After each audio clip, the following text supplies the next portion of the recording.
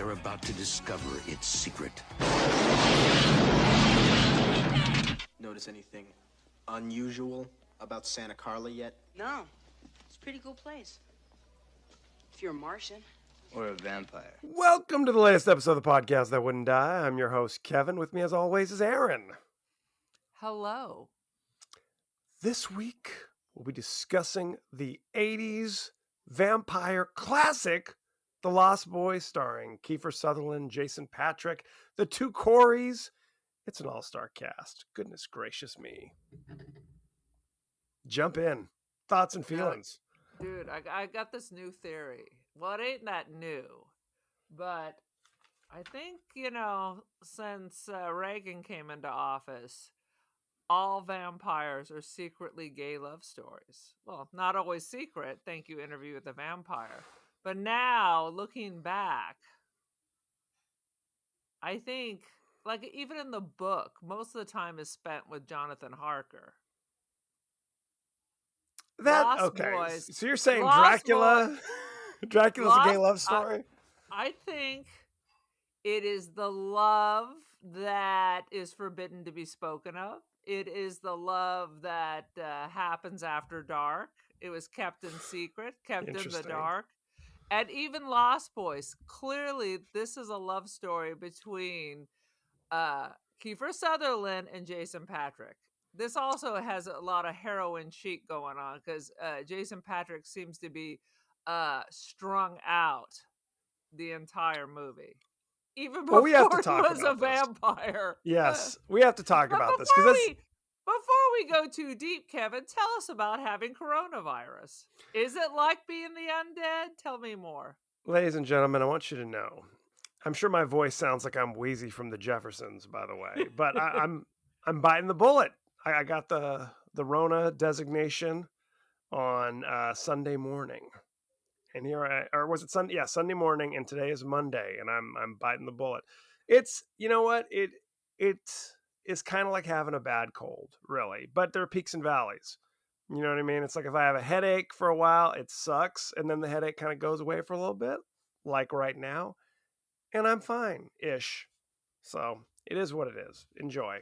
So do you test every Sunday, or you were just feeling cobbly, so you decided to test? This is straight up. Rona's already ripped through your house once. Rona's ripped through the house once. My daughter got it last Wednesday, and she's been quarantining in her room since then. And I felt more or less fine. And then Sunday evening, we just finished watching the first episode of Married at First Sight, season 11. No spoilers. It couldn't have been Sunday night because Mom told me this is Saturday. Morning. It was Saturday night. Saturday night, this is going down. And I couldn't tell if it was just the content of the episode or if it was something deeper, but I just started feeling crappy.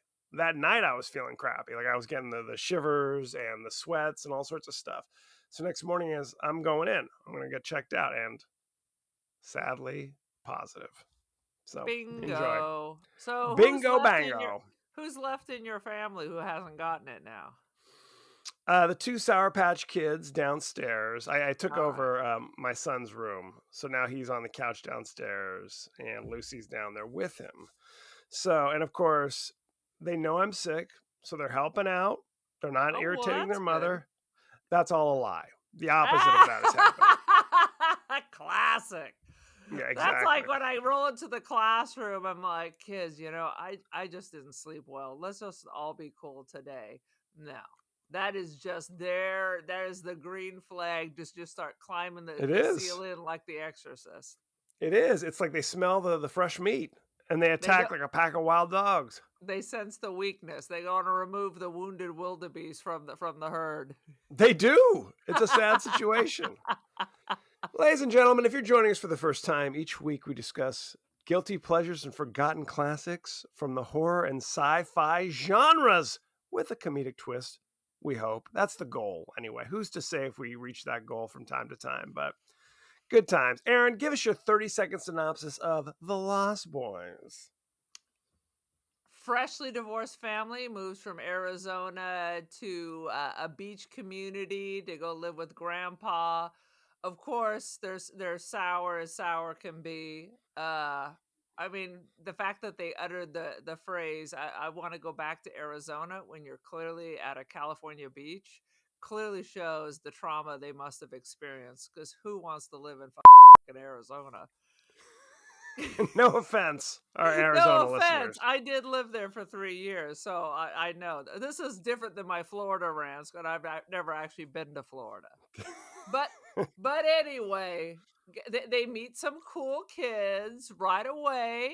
Apparently, the town's very friendly, and the oldest boy makes some new friends. The youngest boy also makes some friends. Mommy makes a new friend. All the friends are crazy or dead or vampiric. And there's a happy ending, of course. And Diane Wiest is in it. She always just seems so weak to me. I feel like I should just slap her. Talk about dragging the wounded wildebeest out of there. But I liked her in Edward Scissorhands, but 9 times out of 10, I'm like, "Ugh." She looks like Mia Farrow's mother. You know, the issue, look, Diane Wiest is a fabulous, fabulous actress, but there was a period around 87 where she was just always cast as the sad ex-wife. Yeah. The single mom with kids who were like in parenthood, same story. Kids driving her crazy. She's in over her head. The husband is nowhere to be found. Just Very sad typecast. situation. Just Yes. typecast. We just everybody wants to wear this jewelry now that exposes their mental illness. Depressed, bipolar. She just needs one that says victim. Well, Looking for a victim, here I am. And you're right, by the time Edward Scissorhands rolls around, which is, I swear to God, 5 years later, she's not that character. She got a new hairstyle. She's doing fine.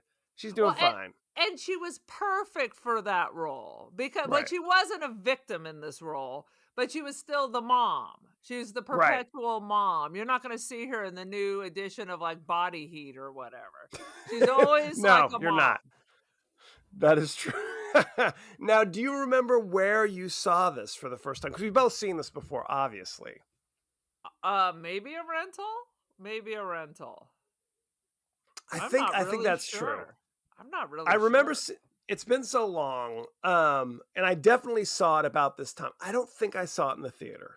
No, I don't think I saw it in the theater. I think it might have been on Movie Channel or something. You know, 87. another one of those. I was busy. I had stuff to do, parties to go to, fun times to be had. Well, and it's not the kind of movie per se that I would have been rushing out to see. Yes, it's a vampire movie, but it's kind of what? Like I'm a disaffected teenager of the 80s rushing out to see. Victim of divorced parents, teenagers. Right. And I'm down with like hair metal. You know, glam Down rock, with hair those metal, and maybe heroin. Because they're Right.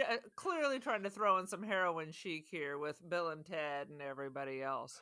This is before Bill and Ted's. So when you see Bill, and I have to say, it's very strange seeing Bill because he always seemed like the little weird vampire that wasn't quite like the others because he was like at least a foot shorter and had crazy curly hair coming down in a weird ponytail. There's Kiefer Sutherland, and Yes. then there's two Fabios, and then there's little Ted, who has It was- like an afro Little Bill. and a mullet. Little Bill. I've Yes. never seen those movies. You've never seen Bill and Ted's Excellent Adventure? No, I always hated Keanu Reeves when he was younger, so I never saw these movies. You should absolutely go see Bill and Ted's Excellent Adventure. I'm not going to vouch for Bogus Journey or the new one that came out, Bill and Ted Face the Music, but you got to see Excellent Adventure. It's now granted, it is kind of a time capsule, so it may not be as enjoyable 35 years later, but it's a little slice of heaven from back in the day. That's all I will say about that. I will tell you about this. Normally, I blow past all your 80s horror Or hoary. the hoary horror recommendations, but I enjoyed this. It's fun. It's fun. It's really not scary. Let's put that out there. It's No. really not scary. And some of but the special effects were beyond hokey fanoky. Well, and it's one of those things where it's just like am I supposed to be following the Corey Haim character or am I following the Jason Patric character? Which plot line do I care about more? And I'm trying to think because Jason Patric, like, literally was not that big of a star at this point. I mean, he never Oh, was that big of a he star. is beautiful, but he He's a appears to handsome be devil. just intoxicated the entire time, even before. He is so sedated that I'm sure his heart was beating like once every 3 minutes. But I wonder if audiences came out to see Corey Haim. Was he the draw? Like, we're all like the teeny boppers, you know? Maybe these were all unknowns. Because I don't I remember Kiefer Sutherland before this. And he shot out like a cannon after this. Before this, he was in Stand By Me. He was like the bully. Oh, okay. Bully from Stand By Me, but you're absolutely right. That kind of was the springboard that he took from this that kind of launched him off. And because, I mean, let's be honest, the fact that Kiefer Sutherland was a big star is very strange. It's a very strange choice because he, you know, at this point, you think he would be appealing to that same kind of Rob Lowe kind of demographic, but he's not handsome. Did you? Kiefer Sutherland's not a handsome guy. Whoa. Boom. He I said looked it. like a beautiful, like at the end when he is killed and he kind of turns back, he looks like a beautiful baby. He's kind of rat-faced. Let's call it what it is. Maybe when he got older, you know. Oh, but please. He had a baby face. Oh, he was so attractive. Kiefer, if you're listeing, no offense. No offense at all. Hey, not my cup I of would tea. be offended, Kiefer. Go kick my brother's ass. Oh, I want to sweet see a Jesus. couple of people in their mid to late 40s just really hammering it out. That's exactly a couple of people in their late 40s. How old do you think Kiefer Sutherland is, and how old do you think I am? I think Kiefer Sutherland is probably younger than me, and I know you're younger than me. How old are you? I don't know, 47? I'm turning 47 this year. Nicely so done. What do you And think that is? That I said mid to late. okay, but how? Kiefer's not 47. No, Are you he's out of your closer- damn mind? He's closer to 50. Let me just lay this down for you. Corey Haim is older than I am, or would be. Okay, they are both 5 years older than me. Corey Haim, Corey Feldman are 5 years older than me, and then you got Kiefer and Jason Patric even older than them. So I think don't let the Corey hairline Haim, fool you. His clock stopped. That's what I mean. He would have been. He would have been. Sweet Jesus. But Okay, honestly, I don't think any of these people will start. I mean, nobody knew who Corey Feldman was. Nobody knew this had to be. It was like a big budget, low budget because it was unknowns. I mean, and I'll go and I'll double check this, but I believe this was kind of the springboard for the two Coreys because they went on to be in additional, like, License to Drive. They were in people like. Well, one of them's a character, and one of them had the potential to be a lead. I mean, and that's Corey basically what it Feldman was. on the cover of 16 magazine, oiled with his shirt off. He was when he was with Corey Haim. They would oil them both up. Oh yeah, good times. Anyway, this is taking a dark turn. Before Corey Haim died, there was the show The Two Coreys.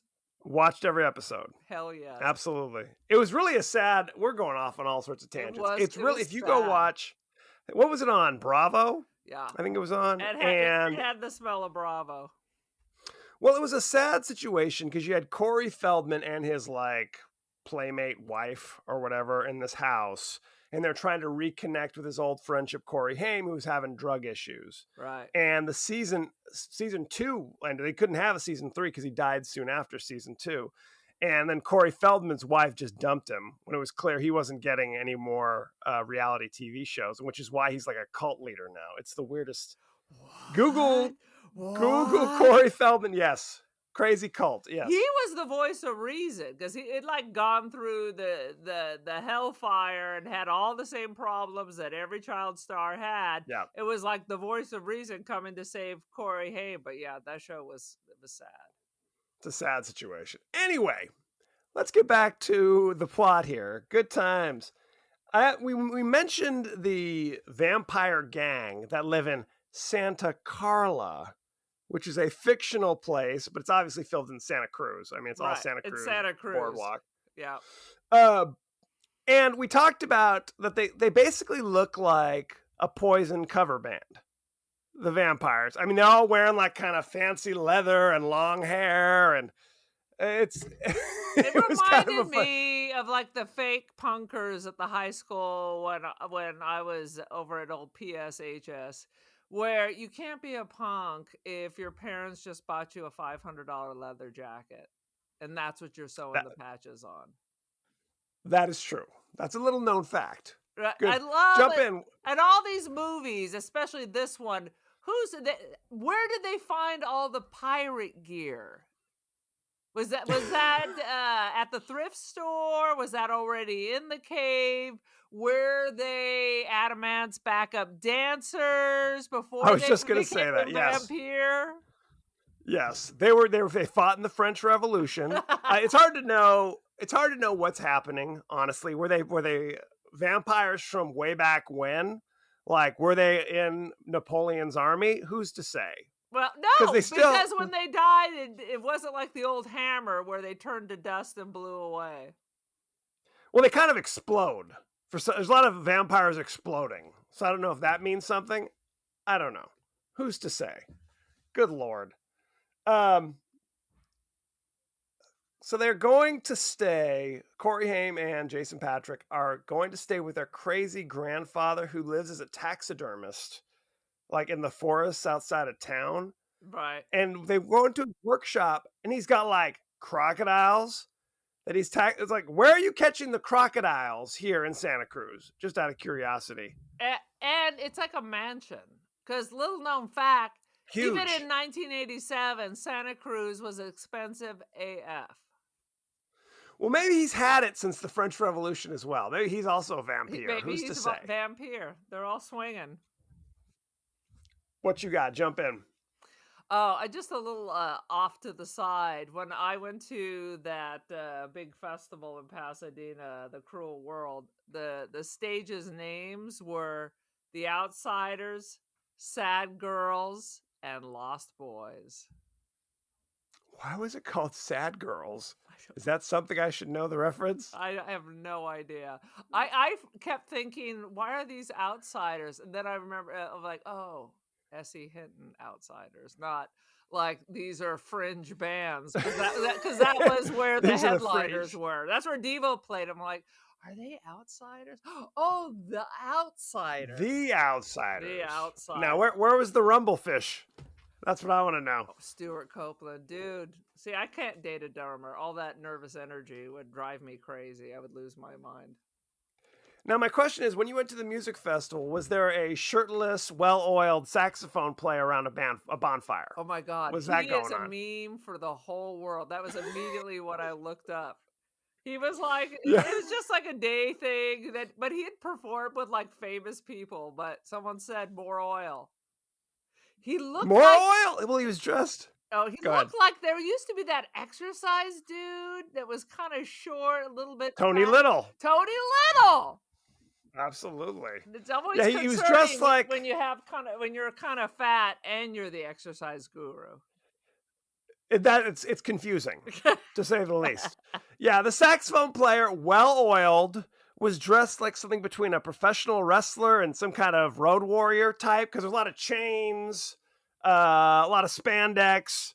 But he's trying to I mean, do and again, David Lee Roth from the waist down for sure. oh, no question. And it's always a tricky move when you're the singer and the saxophone player. You know what I mean? You have to take turns. Am I singing now? Am I playing the sax? I don't know how you figure it out. You got to work it out. I can never figure how you're the drummer and the lead singer.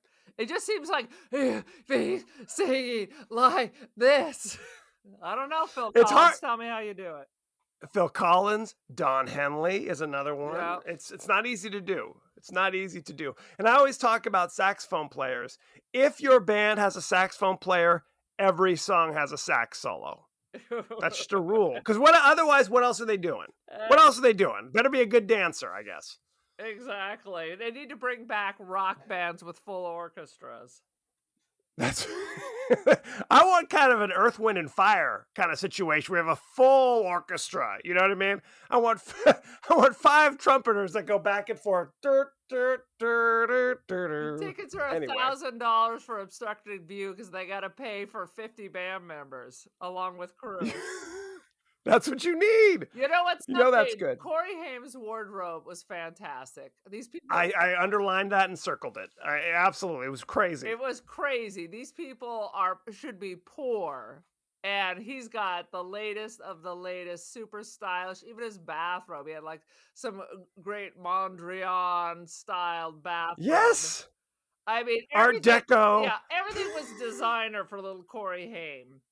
Uh, Oh, we have to talk about that because Corey Haim. How old do you think his character is supposed to be?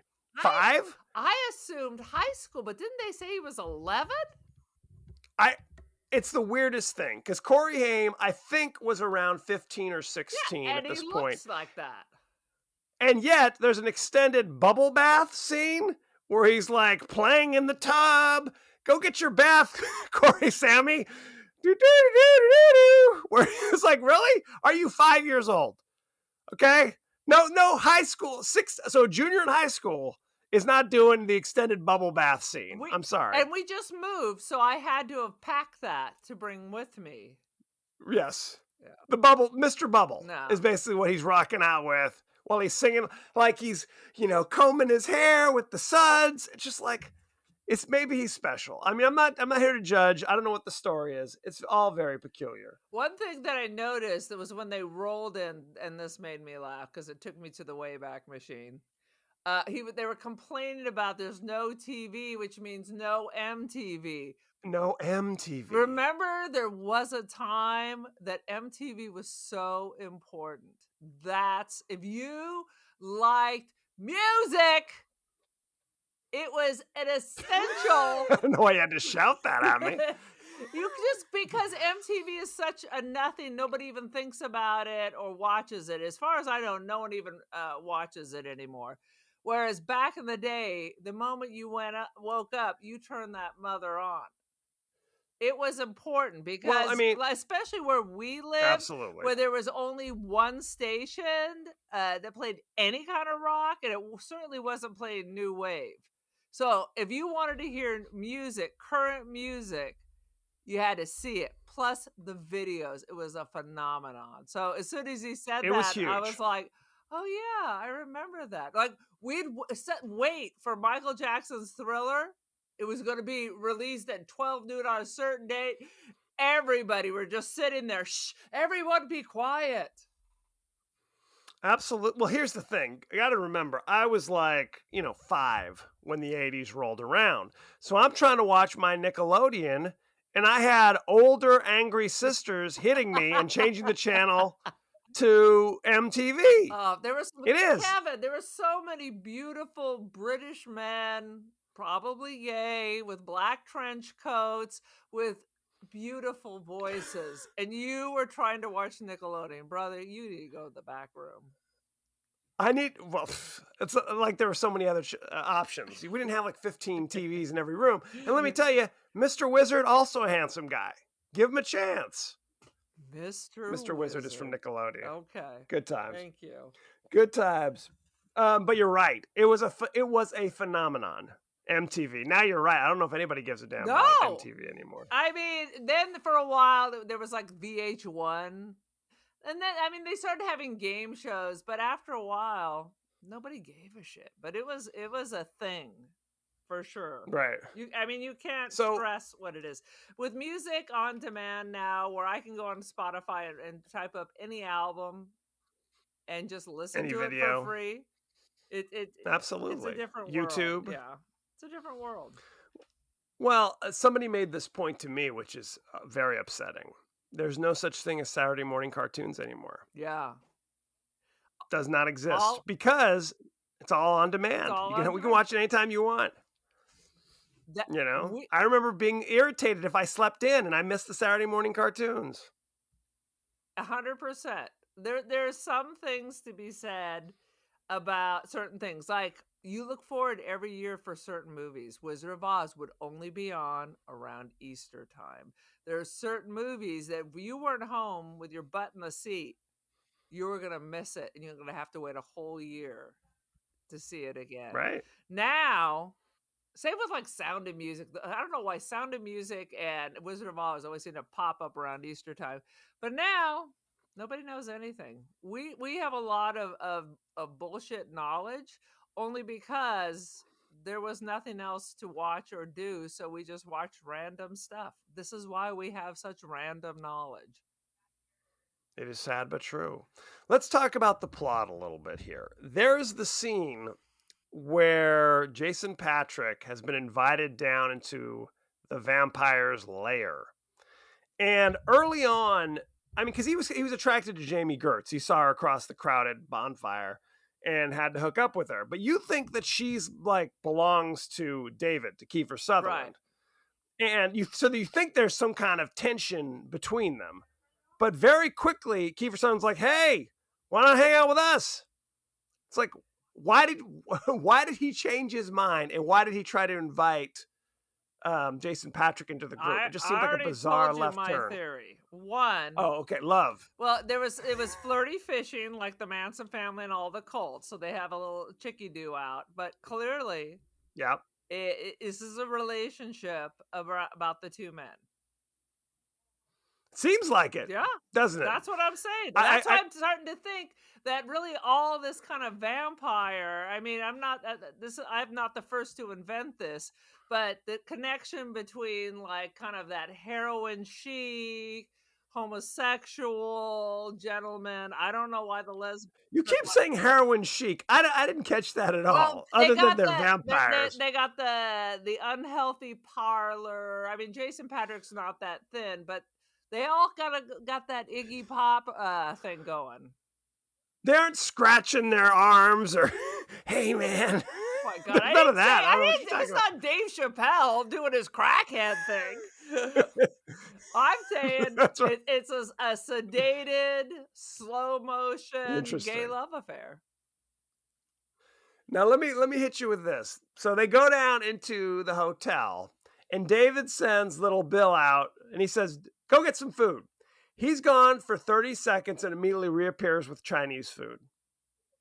Where the hell did this Chinese food come from? They just have it sitting on a shelf somewhere? In which case, are those real maggots? Ooh, it's vampires. The vampires. They flew and brought it back. They're quick. What does that mean? They're quick. You wish it was Uber Eats or vampires. He's gone for 30 seconds, comes back. There's no refrigeration up in there. I'm just telling you, you're right. They have super speed. I'm just telling. Well, not speed. They'd be a little more lively, but anyway. And what are the people at the Chinese restaurant also vampires?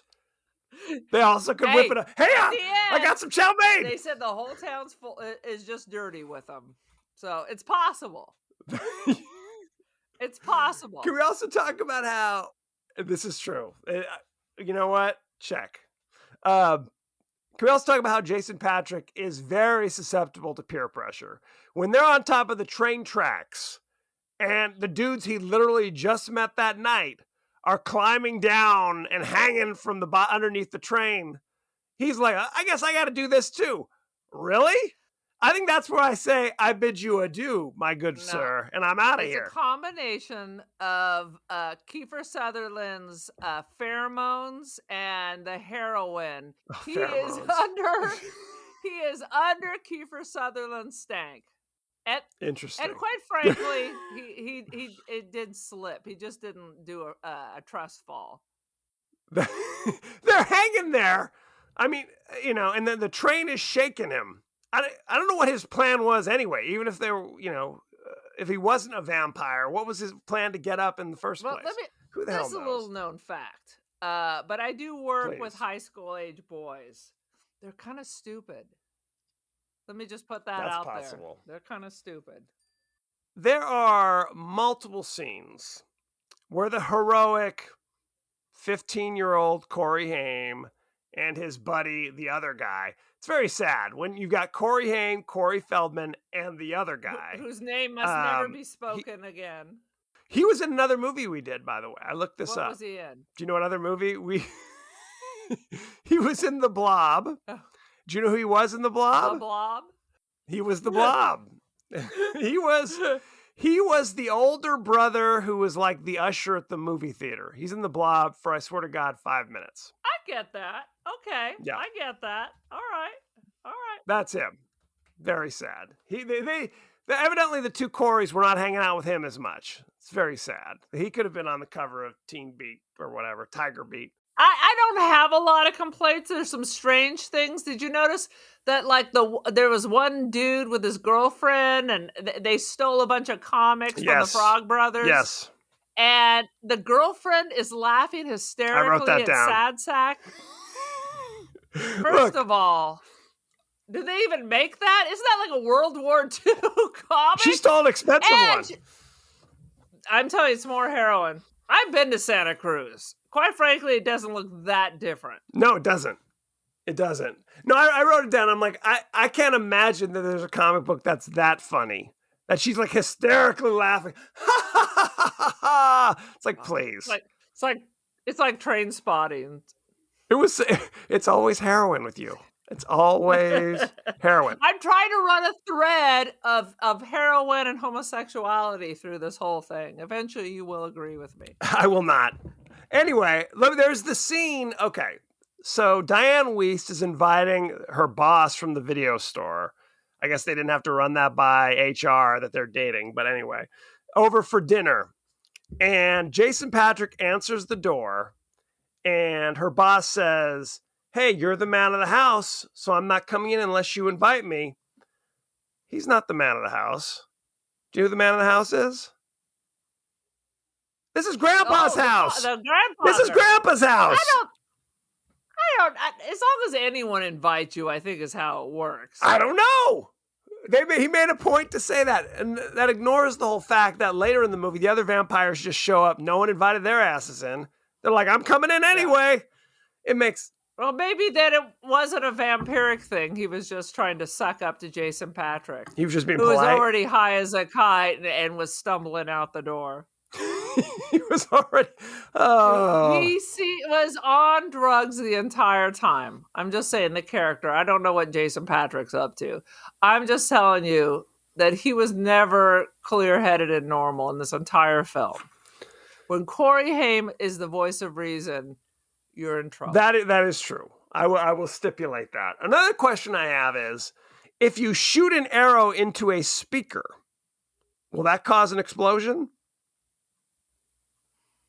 I mean, there's a wire, there's an electrical wire into a speaker.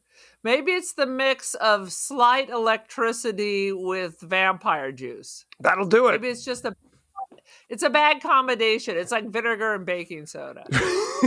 Yes, it's the 80s. So if a car crashes, it immediately explodes. Boom, like it's been loaded with TNT. Like a mushroom cloud. Like a mushroom cloud. That's exactly right. It had a quarter tank of gas left into it. Boom. Exactly. And if you shoot an arrow into a speaker, it's like... But we didn't even talk about, the speaker is like that speaker from the beginning of Back to the Future. It's huge. Unless you're putting on a freaking concert in here, you're not going to have a speaker that big. But anyway, that's neither here nor there. Any other thoughts and feelings about this? Any other big scenes you want to talk about? Did you notice in Corey Haim's room, there is an oiled Rob Lowe picture with his shirt open, completely hairless like a seal, but as greasy as if he'd fallen into a vat of olive oil.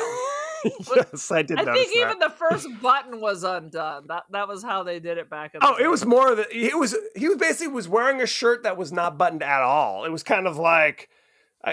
audience at home, you can't see this, but it was totally like bare-chested, thrusted out, shirt unbuttoned, oil. Nip exposed, passageway to paradise exposed. Absolutely. It was all there, Right. except smooth like a seal and as greasy as your mozzarella sticks. No heterosexual boy of 16 in 1987. You see, it all comes back to my. It all comes. See this? It all goes back together. They wouldn't have had that poster, is all I'm trying to say. Rob Lowe, handsome devil. I'm still not putting his poster up. There you go. No. I did notice that, No. though. Good Lord. I wrote something about a motorcycle and a knife chase, and then I think it says Falco. Is that correct? A motorcycle and a knife chase and Falco. Oh, maybe that's Kiefer Chase. Motorcycle 1, Kyle Chase. Well, there's the Falco. scene where they're on their motorcycles and he's got his dirt bike. And he's like, I can't keep up with you guys. You don't have to keep up, Mike. Or you don't have to beat me, Michael. You just have to keep up. And then they go on a long race where Michael almost drives off the cliff. But he stops himself at the last minute and gets pissed off. Well, apparently I think that's fake, but I have no memory of Or this. Falco. One of the two. Hard to say. Anything else? Yeah. The commissar. Rock me, Amadeus. Vienna calling. We got all the greatest hits of That was Falco it. Rocket Those are the right three. now. Anything else? Well, the casting was by Marianne Doherty, which I've long suspected is a relative of ours because Aunt Marge, the one who was Paul Williams' teacher in high school, told me that we had a relative in Hollywood. So this would have been a Doherty Mhm. who worked with Death Wish guy. Charles Bronson. And that's Marianne Doherty. She also did the casting for this and basically everything. And yet did not I don't hook know if us she- up. We're You need to talented. reach out. We're attractive. Aren't you on the You, Me, 23 and 43 other people? I don't think she's doing a whole lot of casting anymore, I'm sad to say. It's been 35 looking her years. Yeah. Shall we go to behind the Possible. scenes? Yes, we should. This was Corey Haim and Corey Feldman's first film together, and it marked the start of the popular 80s trend, the two Coreys, in which Feldman and Haim starred together in a number of teenage films. It actually wasn't that many. It was this movie, it was License to Drive, and it was something called Dream a Little Dream, which was not nearly as successful. All right. Santa Cruz. It did have a reputation of being the murder capital of the world for a while there, because there was actually a period in the 70s where there were 3 different serial killers who were lurking Santa Cruz. Crazy. 28 murders in over 30 months. Well, there was the one gentleman who used to hang out in the jury room. So my friend Cian took me over to the jury room. What's his name? He's a big guy. He cut off his head. He cut off his mama's head and humiliated her. I have the names. You want to know the 3 names of the 3 serial killers? You ready? They've profiled. If you ever watched on Netflix, they have a show, Mindhunter, which is amazing. Mhm. They profiled this dude. I just remember, and there's another. I watched another movie about it, and it's gonna make me crazy. Are you ready? All right. John Linley Frazier, Herbert Don't know Mullen, him. No, and the big one, Edmund The big Kemper. one. That's it. That's the one. The jury room where he used to hang out to talk to the cops is in fact still there, rocking and rolling. Every year at Santa Cruz Beach Boardwalk in Santa Cruz, this film is screened as part of the park's free summer movie series, as it should. Of course. Corey Haim said, Have you been? Go ahead. Have you been to Santa Cruz? Have you been on the Absolutely, it's boardwalk? beautiful. Well, maybe My not beautiful, ex-husband's but it's sister fun. My ex-husband's sister used to work there when she was in high school. Now that's They all also wanted to be in this. that's like Us, right? Isn't that also Santa Cruz? Yeah. Yes. Corey Haim said that all the blood had glitter in it to give it a shimmering effect and was slimier than other fake blood. There you go. Do you know why this movie's called The Lost Boys? Because they were lost. Because they were I saw lost. the milk carton. Because they were lost. They were misplaced. Better not the misplaced boys. It was originally supposed to have a lot of references to Peter Pan. about little boys that never grow up. You're right. And initially, Kiefer Sutherland's character David was going to be called Peter, but then they changed it and kind of limited the references, although not the title. Because they didn't want to get sued. Probably. I like that. That would have been really interesting to lean into that a little bit more. And then what's her name would have been shit, I had the name for a second. What was her name? What was the girl's Jamie name? Gertz? Jamie Gertz, the Peter Pan girl. What was Wendy. her name? Wendy. I had it for a second, and then when I wanted to say it, disappeared. Diane Weist's character could was be a originally Wendy. named Wendy, by the way. I don't know what that means. It means something. You can fly, you can fly, you can fly. That would have been funny. They would have been We sued, gotta though. once again, drag musical. Everything's better as a drag musical, and we double down on the Peter Pan. So when they're flying through the sky, you can fly, you can fly, you can fly. You're gonna add all the music back from Peter Pan. I don't know if everything's better as a drag musical, but okay. The reason why there's a Rob Lowe poster in the bedroom is because Joel Schumacher, who directed this movie, had just directed Rob Lowe in St. Elmo's Fire. And he loved him. And he loved him. he loved him dearly. No, yes. Originally, the script... Again, my thread. Well, that's true. The thing about this movie was originally supposed to focus, like the entire cast were supposed to be kids, like who were like 14 or 12 or something. Like they were a whole cast were going to be younger. And when Joel Schumacher came on board, he wanted him to be sexier. So that's when they made the characters older. And he was very concerned. He said, even when they're vampires, I want them to be kind of sexy vampires. Like this was like, that was the through line. It wasn't like, let's make it scary. It was like, let's make it sexier. So there you go. Very nice. Very nice. I mean, it makes sense. You're going to sell posters. It's going to get publicity. It makes sense. Several thousand local residents answered the casting call for family types, street people, punk surfers, roller skaters, and one brain-dead hippie. So there you go. Okay, well, there's a lot of street people and brain-dead hippies. Sad but true. Corey Haim later characterized his experience on the shoot as one of the greatest personal times of his life. That's sad. It's a sad situation. Poor little baby. Yeah. Jason Patric had to be convinced to be in this movie, which is funny because he was not a huge star at this time. He wasn't. Because he was a Shakespearean actor and didn't want to be typecast. Well, we talked about this before. Do you know who his father is?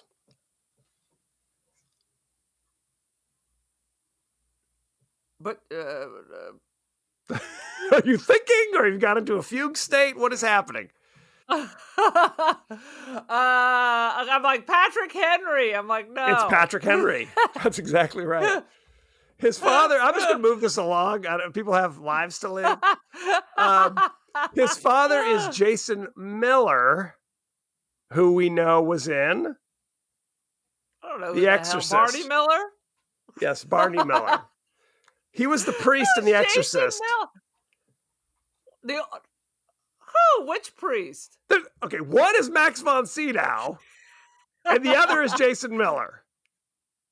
The main freaking Miller. I thought he was Italian. Well, because it was Demi. Demi, how you doing, Demi? He just He had black hair. I don't know. He didn't look like a Miller to me. Good Lord.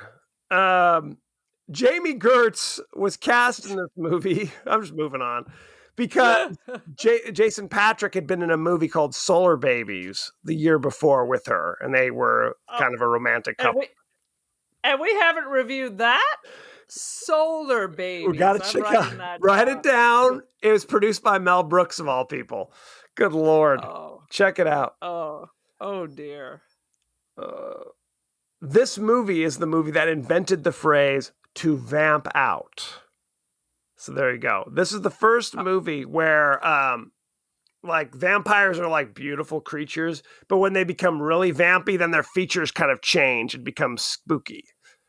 A little more jacked up. A little more jacked up.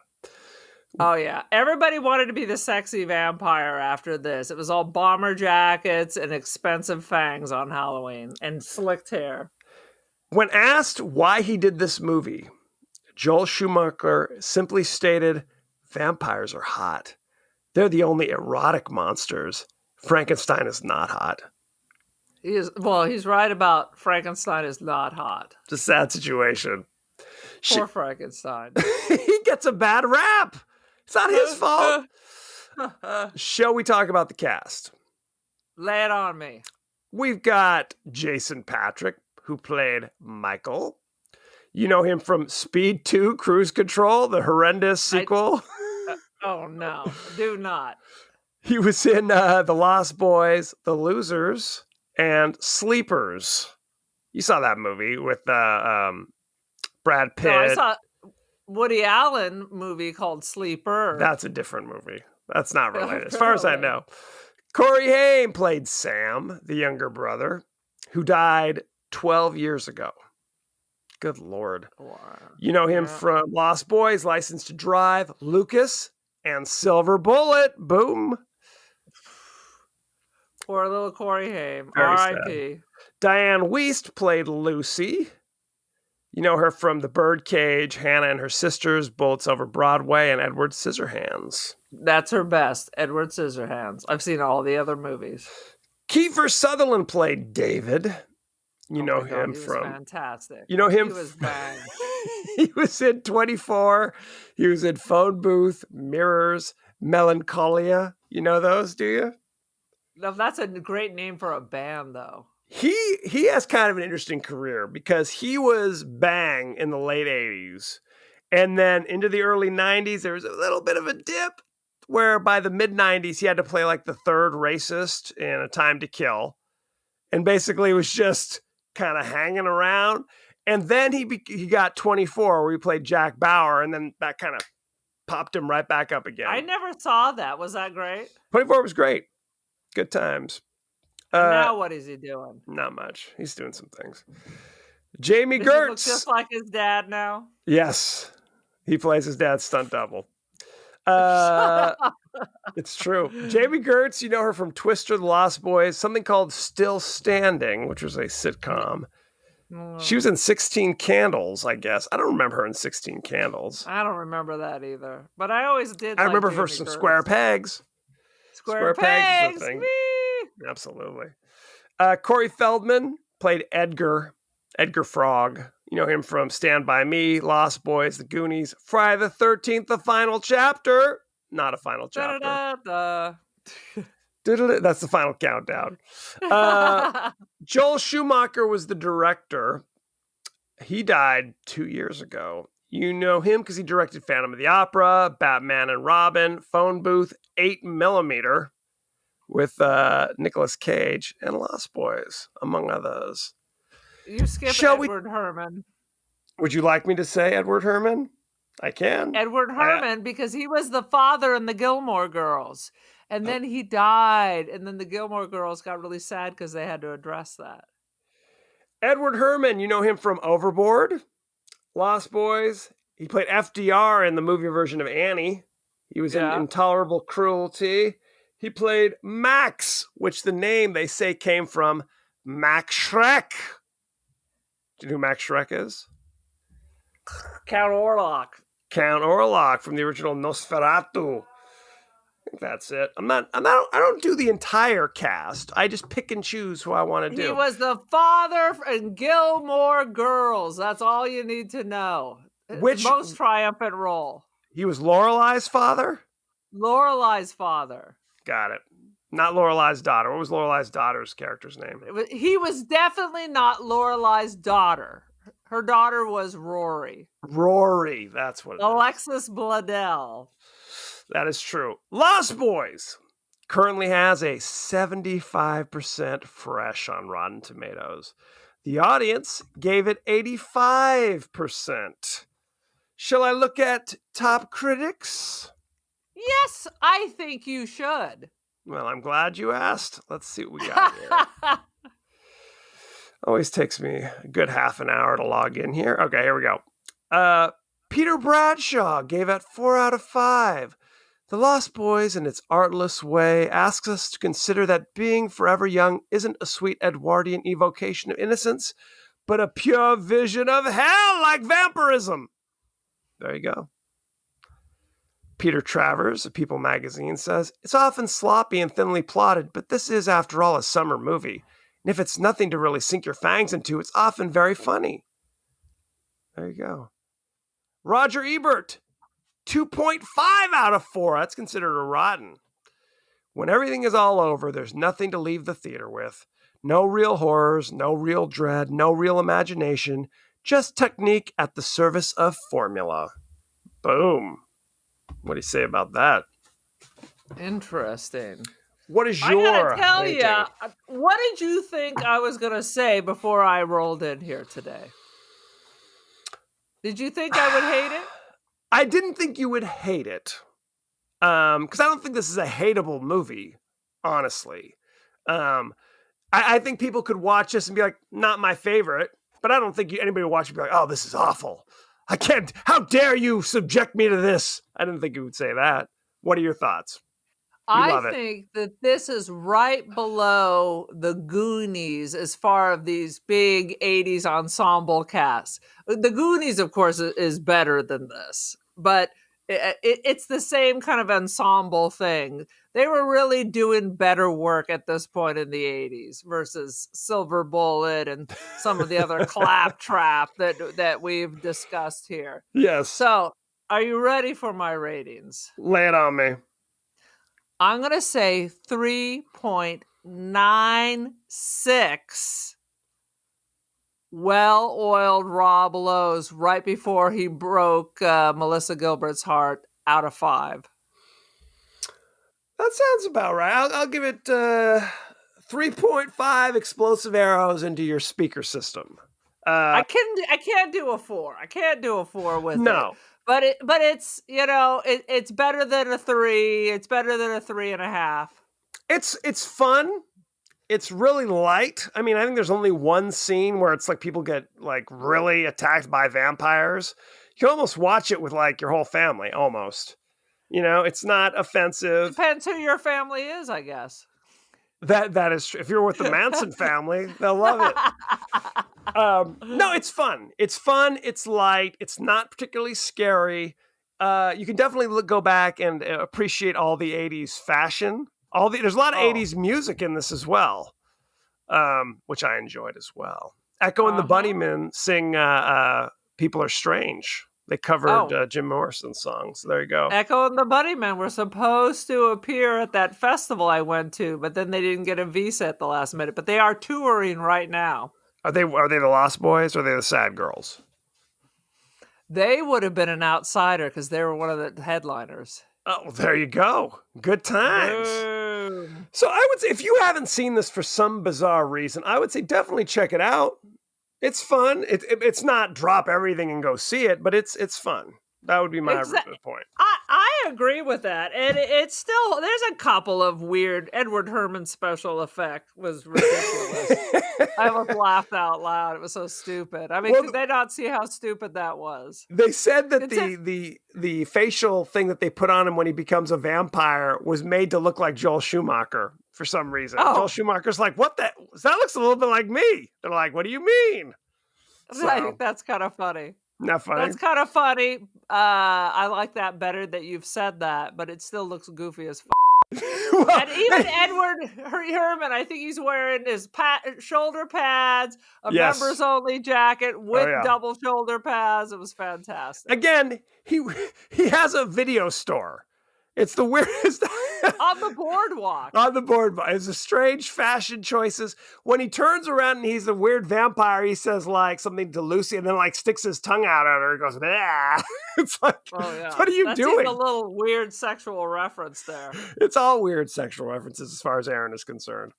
So, well, once again, let's go back to I just have this question. Please. Why are they recruiting more vampires? Why Jason Patrick if it's not as a love interest to Kiefer Sutherland? Why would they need more of them?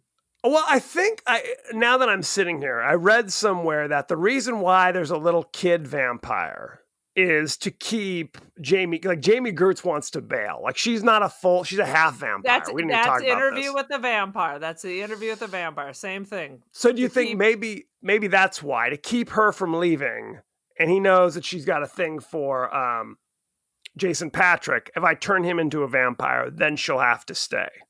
What do they care? Why do they even they have like her? They don't seem to like her at all. That's what I mean. It's a guy group. Let her go. She's their fruit fly. I don't know. Who's to say? It is some kind of a sausage party. Yeah, maybe she's Renfield. I don't know. She is Renfield. I think that's the answer to the question. So thank you very much. Go to our page on Twitter at TPodcastTWDie.